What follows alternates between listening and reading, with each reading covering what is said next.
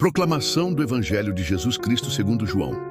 Glória a vós, Senhor. Naquele tempo, Pedro virou-se e viu atrás de si aquele outro discípulo que Jesus amava, o mesmo que se reclinara sobre o peito de Jesus durante a ceia e lhe perguntara: Senhor, quem é que te vai entregar?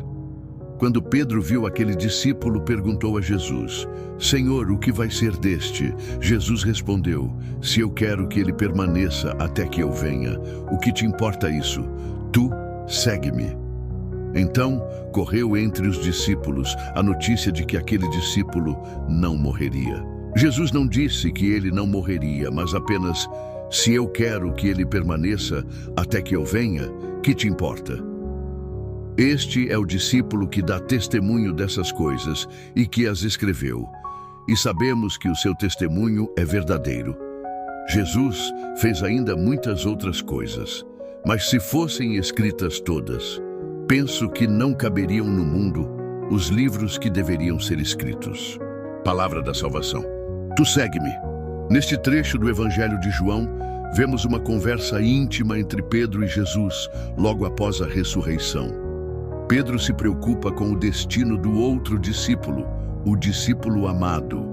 Mas Jesus o convida a olhar para sua própria missão.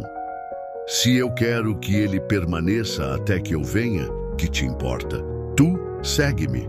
Essa palavra é atual e necessária. Quantas vezes nos distraímos com a vida dos outros, comparando caminhos, medindo missões, querendo entender o que Deus está fazendo com os outros, enquanto esquecemos que temos uma estrada única a seguir. Jesus nos convida hoje a focar no nosso chamado, na nossa fidelidade, no nosso sim. A vida de cada um tem um tempo, um propósito e um plano. O importante é seguir Jesus com confiança, sem olhar para trás ou para o lado. E o final do texto é poderoso. João nos lembra que tudo o que foi escrito é verdadeiro, mas que ainda há muito mais que Jesus fez, mais do que o mundo poderia conter em livros. Ou seja, a ação de Cristo vai além das palavras.